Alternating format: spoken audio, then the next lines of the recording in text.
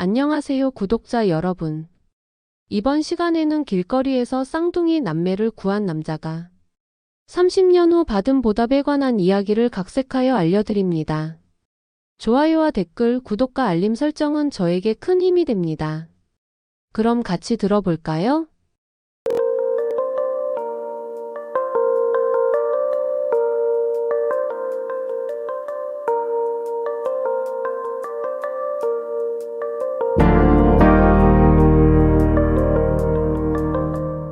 추운 겨울밤이었습니다. 하늘에서 떨어지던 한방눈이 땅을 두껍게 덮어가는 가운데 세상은 마치 눈송이들로 만들어진 조각처럼 고요하게 멈춘 듯 보였습니다. 온 세상을 흰빛으로 물들인 거리에는 아직 녹지 않은 눈 위로 발자국이 드문드문 새겨져 있었습니다. 하지만 그 발자국마저 금세 사라지고 모든 것이 정적 속으로 스며들었습니다. 시계는 밤 11시를 가리키고 있었습니다. 서울 외곽의 한적한 거리에서 한 남자가 어깨를 움츠린 채 걸음을 재촉하고 있었습니다. 그는 그저 하루빨리 집에 가 따뜻한 국물 한 그릇을 먹고 싶은 생각뿐이었습니다. 남자의 이름은 김진호였습니다. 올해로 35세를 맞은 그는 평범한 직장인으로서 회사를 다니며 성실히 살아가는 사람이었습니다. 그런 그에게 이 겨울밤은 그리 특별할 것 없는 또 하나의 일상이었을지도 모릅니다. 김진호는 꽤 신중하고 사려 깊은 성격의 소유자였습니다. 회사에서는 주어진 업무를 묵묵히 처리하고 가끔 어려움에 부딪히는 동료들에게 기꺼이 도움의 손길을 내미는 타입이었습니다. 사무실 구석자리에서 조용히 자신의 일에 집중하며 큰 주목을 받지는 않았지만 언제나 누구와도 원만한 관계를 유지하며 지냈습니다. 상사들에게는 신뢰받는 직원이었고 동료들에게는 듬직한 존재로 비춰졌습니다. 그의 삶은 특별한 굴곡 없이 안정적이었지만 그 스스로도 특별한 꿈을 품거나 삶의 거창한 목표를 세우는 사람이 아니었습니다. 그의 하루는 늘 비슷했습니다. 아침 6시 어김없이 울리는 알람 소리를 끄고 일어나 간단히 샤워를 마친 뒤 어머니가 아침밥 대신 준비해둔 토스트 한 조각을 입에 문 채 출근했습니다. 전철 안에서는 늘 휴대폰으로 뉴스를 읽으며 출근 시간을 보냈고 정시에 사무실에 도착해 업무를 시작했습니다. 업무 시간 내내 집중하느라 중간에 쉬는 것도 잊어버릴 만큼 꼼꼼한 그는 종종 진호 씨 너무 무리하는 거 아니에요? 라는 동료들의 걱정을 듣기도 했습니다. 그러나 그는 그저 웃으며 딱히 무리하는 건 아니에요. 하고 있는 일이 재미있을 뿐이에요 라고 답하곤 했습니다. 일이 끝난 후에도 그는 여가 활동보다는 간단히 저녁을 먹고 곧장 집으로 향하는 것을 더 선호했습니다. 회사 근처의 작고 소박한 식당에서 먹는 따뜻한 국밥은 그의 소소한 즐거움 중 하나였습니다. 식당 주인 할머니는 그를 잘 알았고 늘 친근하게 대해 주었습니다. 진호야, 오늘도 국밥이지?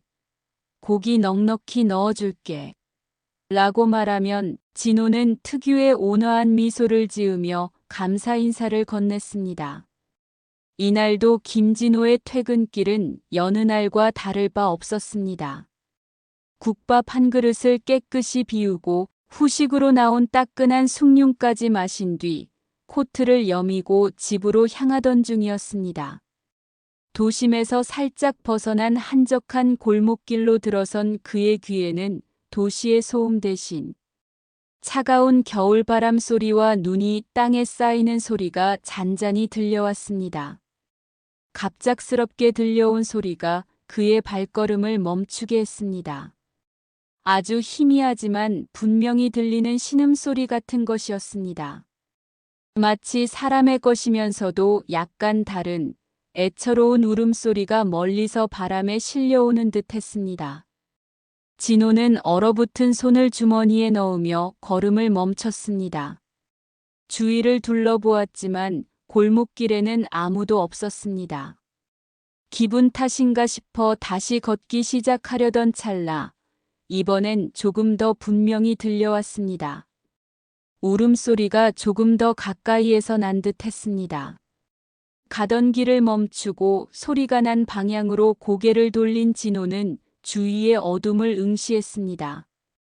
어디선가 나는 소리를 무시하고 갈 수도 있었겠지만 그의 본성은 그렇게 할 수 없었습니다. 그가 누구보다 배려심이 많은 성격이라는 것은 어린 시절부터 주위 사람들에게 익히 알려진 사실이었습니다. 특히 힘들어하는 사람들을 보면 그냥 지나치지 못했습니다. 그는 항상 세상에는 우리가 도울 수 있는 일이 반드시 있다고 말하며 사소한 일이라도 도와주는 것을 마음의 원칙으로 삼아왔습니다. 그렇게 해서라도 조금이나마 세상에 긍정적인 영향을 주고 싶다고 그는 생각했습니다. 골목길 입구에 서서 한동안 망설이던 김진호는 결국 발걸음을 그 소리가 나는 방향으로 옮기기 시작했습니다. 얼어붙은 길바닥에서 바닥의 얼음을 피하려 천천히 이동하던 중 그는 소리가 나는 근원을 찾기 위해 주위를 둘러보았습니다. 좁고 어두운 길 한편에는 쓰레기 봉투가 잔뜩 쌓여 있었습니다. 이른 아침 쓰레기차가 와야 치워질 그 쓰레기 더미 속에서 소리가 나는 듯 했습니다. 가까이 다가가자 진호의 심장이 이상하게 빠르게 뛰기 시작했습니다. 머릿속에는 여러 가지 생각이 스쳐 지나갔습니다. 저기에 누군가 있는 걸까? 아니면 상처 입은 동물일지도 몰라.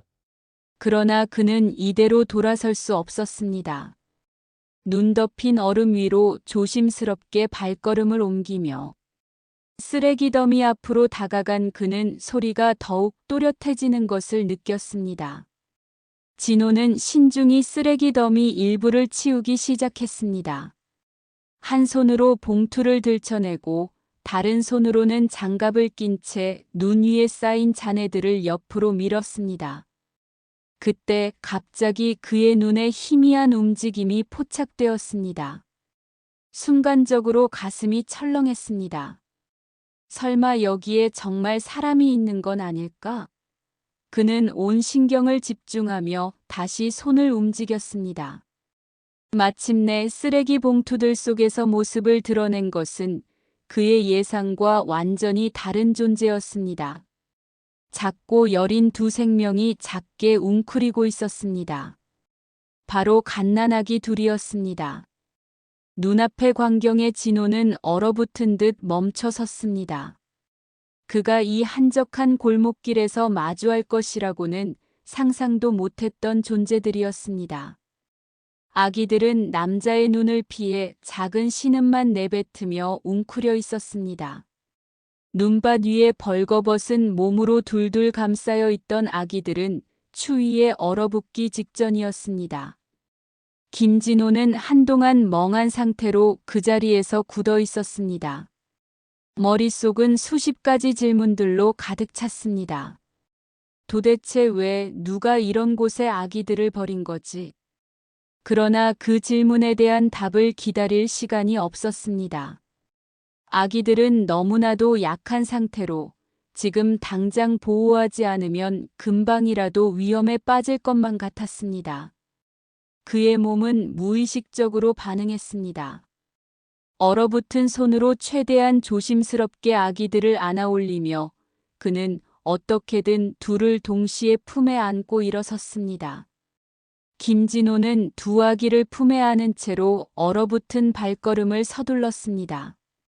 그의 머릿속은 수많은 생각들로 복잡했지만 가장 우선적으로 해야 할 일은 아이들을 안전한 곳으로 데려가는 것이었습니다. 주위에 인적은 드물었고 도움을 요청할 만한 사람도 보이지 않았습니다. 추위는 한층 더 매서워졌고 어린 생명체들은 점점 기운을 잃어가는 듯 보였습니다. 그의 심장은 초조함으로 점점 더 빠르게 뛰고 있었습니다. 진호는 골목을 빠져나와 조금 더 큰 길로 나서기 위해 발길을 옮겼습니다. 그곳에서 마침 지나가던 한 여성과 마주쳤습니다. 그는 여성에게 다급히 말을 건넸습니다. 저기요. 잠시만 도와주실 수 있을까요? 아기들이 지금 너무 위험한 상태예요. 여성은 놀란 표정을 지으며 진호의 품에 있는 아기들을 보았습니다. 한눈에 보기에도 아기들은 심각하게 기운이 빠져 있는 상태였습니다. 그녀는 급히 휴대전화를 꺼내 응급실에 연락했습니다. 여기 아기들이 너무 추운 상태에 있어요. 빨리 병원에 데려가야 할 것 같아요. 택시를 잡아드릴게요. 그녀의 도움으로 택시가 금세 도착했고 진호는 아기들을 품에 안고 택시에 올라탔습니다. 여성이 동행하겠다고 하자 진호는 고맙다며 고개를 숙였습니다. 병원에 도착하자마자 의료진들이 빠르게 움직였습니다. 아기들 체온이 너무 낮습니다. 응급 조치를 취해야 합니다. 의료진들은 신속히 아기들을 보온 장치에 넣고 상태를 확인했습니다. 진호는 한편으로 가슴을 쓸어내리며 안도의 한숨을 쉬었지만 동시에 이 아기들은 어디서 온 걸까? 왜 이런 곳에 버려졌을까? 라는 질문이 끊임없이 머릿속을 맴돌았습니다. 경찰에도 즉시 신고가 접수되었습니다. 병원에서 소식을 듣고 달려온 경찰관은 진호에게 당시 상황에 대해 물었습니다. 그는 자신이 아기들을 발견하게 된 경위와 소리를 듣고 쓰레기 더미 속에서 찾게 되었다는 이야기를 자세히 설명했습니다. 경찰은 그의 이야기를 꼼꼼히 적으며 말을 이었습니다. 우리가 이 아이들의 부모를 찾기 위해 최선을 다하겠습니다. 하지만 이런 상황에서는 찾기 어려울 수도 있습니다. 아기들을 보호시설로 보내는 것이 당장 할 수 있는 최선의 조치일 겁니다. 며칠이 지나도 경찰의 수사 결과는 지지부진했습니다. 아이들의 부모나 보호자에 대한 단서는 전혀 발견되지 않았습니다. 병원의 진단 결과에 따르면 다행히 아이들은 심각한 저체온증 외에 큰 이상은 없었습니다. 병원에서 몇 주간 치료를 받은 뒤 아기들은 지역 고아원으로 보내지게 되었습니다. 이 과정에서 김진호는 한 가지 결심을 하게 되었습니다. 아이들을 이렇게 버려두고 갈 수는 없다. 내가 할 수 있는 한 도움을 주어야겠어. 그는 마음속으로 그렇게 다짐했습니다. 비록 자신이 아이들을 입양하거나 직접적인 보호자가 될 수는 없었지만 그들의 삶에서 희미한 희망의 빛이 되고 싶었습니다. 진호는 고아원의 위치와 연락처를 확인한 뒤 틈틈이 방문하기 시작했습니다. 처음 고아원을 방문했을 때 아이들은 이미 조금씩 안정을 찾아가고 있었습니다. 직원들은 그가 얼마나 큰 도움을 주었는지에 대해 감사 인사를 전했습니다. 그는 고아원 방문을 핑계로 아이들에게 옷, 장난감, 책 등을 사다 주곤 했습니다. 그의 마음은 뿌듯함과 동시에 언젠가 아이들을 떠나보내야 할 날이 올 것임을 예감하며 한편으론 안타까운 감정이 스쳤습니다. 몇 년이 흐르는 동안 그는 꾸준히 아이들을 만나러 갔습니다.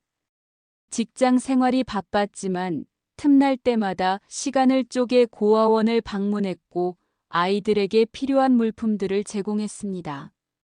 그러나 시간은 누구에게나 공평했습니다. 진호의 몸은 점차 지쳐갔고 평소 과로로 인해 피로가 쌓이기 시작했습니다. 결국 그는 건강상의 이유로 일을 그만둘 수밖에 없었습니다. 회사에서 마지막으로 동료들과 작별 인사를 하며 그는 자신이 이루어왔던 작지만 중요한 일들에 대해 깊이 생각해 보았습니다. 그리고 고아원의 아이들을 더 자주 찾아가야겠다는 생각도 함께 했습니다. 하지만 그의 건강은 생각보다 빠르게 악화되었습니다. 병원을 오가는 시간이 늘어나면서 그는 고아원 방문을 점점 미루게 되었습니다. 시간은 쉬지 않고 흘러갔습니다. 어느덧 진호는 고아원 아이들과의 소식이 자연스럽게 끊겼습니다. 아기였던 쌍둥이는 점차 성장해 갔지만 그들에게 자신의 존재를 더 이상 드러낼 수 없는 상황에 놓이게 되었습니다. 그는 아쉽고 미안한 마음을 품고 그저 멀리서라도 그들의 행복을 빌며 하루하루를 보냈습니다. 그러나 그의 마음 속에는 여전히 그 쌍둥이에 대한 깊은 애정이 자리 잡고 있었습니다. 시간은 김진호에게 참으로 빠르게 지나갔습니다.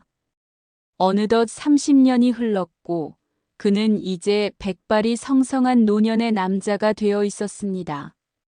세월의 흔적은 그의 얼굴에 깊은 주름을 남겼고 한때 튼튼했던 체력은 더 이상 그를 지탱해주지 못했습니다. 더욱이 그는 최근 심각한 병을 진단받게 되었고 치료비 부담으로 경제적인 어려움까지 겪고 있었습니다. 병원에 정기적으로 다닐 여력조차 없는 현실 속에서 그는 힘겹게 하루하루를 버티고 있었습니다. 좁은 고시원 방 한켠에 몸을 기댄 채 그는 창밖으로 흐린 하늘을 바라보았습니다. 이제 나에게 남은 시간이 얼마나 될까? 그의 마음 속엔 점점 깊은 허무감이 자리 잡고 있었습니다. 한때는 자신이 남긴 작은 선행이라 생각했던 일이 있었지만 시간이 지나면서 그것마저도 잊힌 이야기로만 여겨졌습니다. 어느 날 오후 그는 작은 창문으로 바람이 스며드는 차가운 방에서 홀로 누워 있었습니다. 작은 손전화기의 벨소리가 울리자 그는 천천히 손을 뻗어 전화를 받았습니다. 김진호 씨 되시나요? 낯선 목소리가 들려왔습니다. 그는 누구인지 물었지만 상대방은 직접 만나서 말씀드리고 싶습니다. 중요한 일입니다. 라며 짧게 대답한 후 전화를 끊어버렸습니다. 당황스러움과 약간의 불안감이 그의 머리를 스쳤습니다. 자신에게 찾아올 사람이 과연 누구일까? 너무 오래된 고립된 삶을 살아온 터라 찾아올 사람이라곤 병원 상담사 정도가 유일했습니다. 그는 어렵사리 몸을 일으켜 나가볼 준비를 했습니다. 그날 오후 누군가 그의 방문을 노크했습니다. 문을 열자 낯선 젊은 남자가 서 있었습니다. 그는 김진호를 보며 밝게 웃으며 정중하게 인사를 했습니다. 안녕하세요. 김진호 선생님 맞으시죠? 제가 드디어 선생님을 찾아뵙게 되어 정말 기쁩니다. 진호는 혼란스러웠습니다. 저를 왜 찾아오셨죠? 저를 아십니까?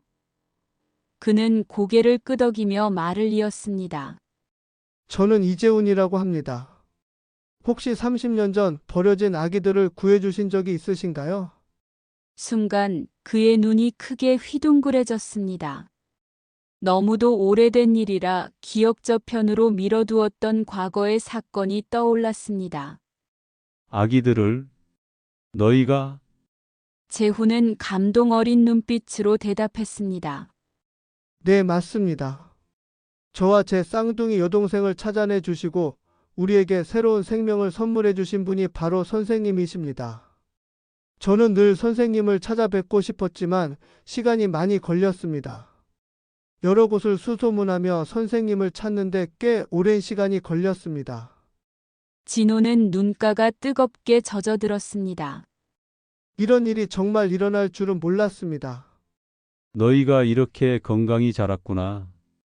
그는 벅찬 감정 속에서 재훈을 바라보며 말을 잇지 못했습니다. 재훈은 이야기를 이어갔습니다. 사실 저희는 선생님께 너무나도 큰 빚을 졌습니다. 우리의 생명의 은인이신데도 한참 동안 찾아뵙지 못해 죄송합니다. 저희가 어른이 되어 여유가 생기면 꼭 만나 뵙자고 약속했는데 드디어 그 약속을 지키게 되었습니다. 김진호는 떨리는 손으로 재훈의 손을 잡으며 말했습니다. 그동안 너희가 어떻게 지내왔는지 이야기해 줄 수 있겠니? 나는 그냥 너희가 행복하게 자랐길 바라며 지냈을 뿐이다. 재훈은 눈빛에 감사함을 담아 대답했습니다. 우리는 고아원에서 자라며 많은 도움을 받았고 성인이 되어 각자의 길을 걷고 있습니다. 동생은 지금 의사로 일하고 있고 저는 작은 사업을 운영하며 뜻깊은 일을 하고 있습니다. 모두 선생님 덕분입니다. 정말 감사합니다. 그들의 만남은 이어졌습니다. 재훈은 김진호의 병과 현재의 어려운 상황을 듣고 깊이 고민했습니다. 다음 날 재훈은 자신의 여동생과 함께 다시 김진호를 찾아왔습니다. 선생님, 저희는 선생님께서 더 이상 힘든 삶을 사시지 않도록 돕고 싶습니다. 저희를 살려주신 은혜를 이제라도 갚을 기회를 주세요. 김진호는 머뭇거리며 대답했습니다. 너희의 마음만으로도 나는 충분히 고맙다. 하지만 내 상황은 너희가 책임져야 할 문제가 아니야. 그러나 재훈과 그의 동생은 결심이 확고했습니다. 선생님 덕분에 우리의 인생이 존재합니다. 이제 저희가 선생님의 삶을 지켜드릴 차례입니다. 그들은 김진호를 치료할 병원을 수소문하여 예약을 잡고 그의 생활을 지원하기 위해 필요한 도움을 아끼지 않았습니다. 김진호의 방은 점점 밝아졌고 그의 삶은 다시 희망으로 채워지기 시작했습니다. 쌍둥이 남매의 따뜻한 마음과 도움 속에서 김진호는 자신의 선행이 만들어낸 놀라운 결실을 보며 매일 깊은 감동을 느꼈습니다. 그의 병이 완치될 가능성은 여전히 불확실했지만 그는 더 이상 혼자가 아니었습니다. 오랜 세월 뒤늦게 찾아온 인연은 김진호에게 삶의 마지막까지도 따뜻함과 사랑을 선물해 주었습니다. 재훈과 그의 여동생은 김진호의 이야기를 듣고 다시 한번 깊이 감동하며 마음을 다잡았습니다. 선생님, 이제 저희가 선생님께 받은 은혜를 갚아야 할 때입니다. 재훈은 굳게 결심한 표정으로 말했습니다. 선생님께서 치료받으실 의료비는 저희가 모두 지원할 예정입니다. 그리고 선생님께서 남은 여생을 더 이상 혼자 힘들게 살아가시지 않도록 저희가 돌봐드리겠습니다. 어릴 적 저희를 돌봐주셨던 것처럼요. 김진호는 이 말을 듣고 벅찬 감정에 복받쳤습니다. 그동안 홀로 겪어온 고통과 외로움이 눈물로 쏟아져 나왔습니다. 너희는 정말 대단한 아이들로 자라줬구나. 이렇게 나를 다시 찾아주고 나를 위해 마음 써주는 것만으로도 충분히 고맙다. 두 남매는 김진호의 손을 꼭 잡고 말했습니다. 선생님 덕분에 저희가 오늘의 저희로 성장할 수 있었습니다. 이제 저희가 선생님을 돌봐드릴 차례입니다. 그 후 두 사람은 김진호의 치료를 위해 최고의 의료진과 병원을 찾아다녔고 지속적으로 그가 더 나은 환경에서 생활할 수 있도록 돕는 데 열정을 쏟았습니다. 진료와 재활 프로그램이 체계적으로 진행되었고 김진호의 건강은 천천히 회복세를 보이기 시작했습니다. 병마와 경제적 어려움으로 움츠렸던 그의 삶은 다시금 웃음과 따뜻함으로 채워졌습니다. 김진호가 조금씩 안정을 되찾자 두 남매는 자신들의 삶 이야기를 진호에게 들려주었습니다. 선생님, 저희의 이야기를 들려드리고 싶습니다. 선생님께서 어떻게 저희를 일으켜 세워주셨는지, 또 그 덕분에 저희가 어떻게 성장했는지요. 재훈은 어릴 적 고아원 생활부터 시작해 대학 시절의 꿈과 도전, 그리고 지금의 자리를 만들기까지의 모든 과정을 진호에게 이야기했습니다. 고아원에 처음 갔을 때 저와 동생은 정말 아무것도 몰랐습니다. 하지만 선생님이 우리를 구해주신 그 사랑이 우리에게 큰 용기를 주었어요. 그래서 우리는 항상 선생님의 선의를 떠올리며 최선을 다했죠. 동생은 자신이 의사가 되기까지의 여정을 풀어놓았습니다. 저는 처음에 제가 의사가 될 수 있을 거라 생각하지 못했어요. 하지만 어려운 이들을 돕고 싶다는 마음이 들었고 선생님께서 보여주신 따뜻한 마음을 닮아가기로 결심했어요. 그래서 지금은 환자들을 치료하며 보람을 느끼고 있습니다. 김진호는 그들의 이야기를 듣고 자신이 선택한 작은 선행이 이런 커다란 결과를 가져왔다는 사실에 다시금 놀라며 가슴이 벅차올랐습니다. 그는 두 남매에게 고개를 숙이며 말했습니다. 너희가 이렇게 멋진 어른으로 성장해 준 것이야말로 내가 받는 가장 큰 보답이야. 내가 너희를 도와준 것이 아니라 너희가 나를 더 큰 힘으로 살아가게 했구나. 세 사람은 서로의 손을 맞잡고 더 깊은 이야기를 나누며 시간을 보냈습니다. 김진호의 작은 고시원방은 이제 따뜻한 추억과 사랑으로 가득한 장소로 변했습니다. 그의 남은 여생은 두 남매의 정성 어린 보살핌과 사랑 속에서 채워졌습니다. 어느 날 김진호는 문득 이렇게 속삭였습니다.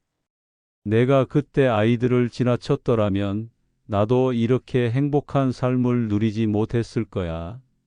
세상에는 이런 인연이 있다는 게 참 놀랍구나. 김진호와 두 남매의 이야기는 점차 세상에 알려졌습니다. 지역 신문에서부터 전국적인 매체까지 이 감동적인 사연을 다루기 시작했습니다. 김진호는 인터뷰에서 이렇게 말했습니다. 제가 한 것은 단지 제 눈앞에서 울고 있던 아이들을 돕는 것이었을 뿐입니다. 하지만 그 작은 행동이 이런 큰 인연으로 이어질 줄은 정말 꿈에도 몰랐습니다. 그의 겸손한 말은 많은 이들에게 깊은 울림을 주었습니다. 두 남매는 방송을 통해 자신들의 이야기를 전하며 김진호에 대한 감사의 마음을 드러냈습니다. 저희는 선생님이 아니었더라면 지금 어디서 어떤 삶을 살고 있을지 상상조차 할 수 없습니다. 선생님의 따뜻한 마음이 저희를 오늘날의 저희로 만들어주셨습니다. 이들의 말은 많은 이들에게 희망과 감동을 안겼고 작고도 소중한 선행의 중요성을 일깨워 주었습니다. 김진호는 남은 생을 두 남매와 함께하며 더욱 뜻깊은 시간을 보냈습니다. 두 남매는 김진호에게 각자 선택한 삶의 길에서 얻은 소중한 경험을 들려주곤 했습니다. 의사가 된 동생은 그동안 수많은 생명을 구하며 느낀 보람을 전했습니다. 그녀는 한 환자의 사례를 들려주며 선생님께서 저희를 구해주셨던 것처럼 저도 누군가에게 새로운 희망을 주고 싶었어요. 그 희망이 또 다른 사람들의 삶을 바꿀 수 있으니까요. 라고 말했습니다. 한편 기업가로 성장한 재훈은 자신이 진행 중인 사회공헌 프로젝트에 대해 이야기했습니다. 그는 어려운 환경에 있는 아이들을 지원하는 프로그램을 만들어 김진호의 정신을 이어가고자 했습니다. 선생님의 따뜻한 손길이 우리에게 희망이 되었듯이 저희도 그 희망을 나누고 싶었습니다. 그는 매달 지역 사회의 어려운 이웃을 돕기 위해 자금을 지원하고 봉사활동에 나서며 김진호의 선의를 사회에 전파하고자 했습니다. 세 사람은 함께 지역 아동병원을 방문하거나 고아원을 찾아 봉사활동을 펼쳤습니다. 김진호는 두 남매의 적극적인 모습에 기뻐하며 그들의 뒤를 따랐습니다. 그는 아이들을 만날 때마다 다정한 미소로 다가가 이야기를 나누며 자신의 경험을 들려주곤 했습니다. 그의 이야기는 아이들에게 용기와 희망을 심어주었고 아이들은 김진호를 사랑과 존경의 눈길로 바라보았습니다. 김진호의 건강 상태는 점차 나아졌지만 노년의 시간이 주는 한계는 피할 수 없었습니다. 그러나 그는 남은 날들을 감사함 속에서 보냈습니다. 그에게 두 남매는 가족 그 이상이었고 그가 남긴 작은 선행은 세상에서 가장 큰 보람으로 돌아왔습니다. 어느 날 저녁 김진호는 재훈과 그의 동생과 함께 따뜻한 저녁 식사를 하며 마지막 말을 남겼습니다. 너희 덕분에 나는 참으로 행복한 사람이 되었구나. 내가 베푼 것은 작은 손길이었는데 이렇게 큰 사랑으로 돌아오다니 말이다. 사람의 마음은 이렇게 이어지는 법이구나. 그의 목소리는 약했지만 마음속의 감동은 강했습니다. 김진호의 마지막 날, 그는 자신의 작은 방에서 평화롭게 눈을 감았습니다. 두 남매는 그의 손을 꼭 잡고 있었습니다. 눈물을 흘리며 동생은 속삭였습니다. 선생님, 이제 편히 쉬세요. 선생님께서 저희에게 가르쳐 주신 따뜻함과 사랑은 평생 저희 가슴 속에 남을 것입니다. 재훈은 조용히 고개를 끄덕이며 다짐했습니다. 선생님의 삶을 본받아 저희도 세상에 더 많은 사랑을 나누겠습니다. 김진호의 삶은 끝났지만 그의 이야기는 지역사회와 두 남매의 마음속에 깊이 남았습니다. 그의 이름을 딴 작은 공원과 도서관이 세워졌고 그곳에서는 항상 그의 이야기가 사람들에게 영감을 주었습니다. 지역 주민들은 그곳을 찾을 때마다 김진호의 따뜻한 마음과 선행의 중요성을 떠올렸습니다. 재훈과 그의 동생은 그들이 운영하는 프로젝트와 봉사활동을 통해 김진호의 정신을 계속 이어갔습니다. 그들은 김진호에게 배운 교훈을 더 많은 사람들에게 전하며 그 선행의 물결을 넓혔습니다. 그리고 이 모든 이야기를 뒤로하며 이 세상에 남긴 중요한 메시지가 한 문장으로 요약되었습니다. 세상을 밝히는 따뜻한 마음은 언제나 기억된다.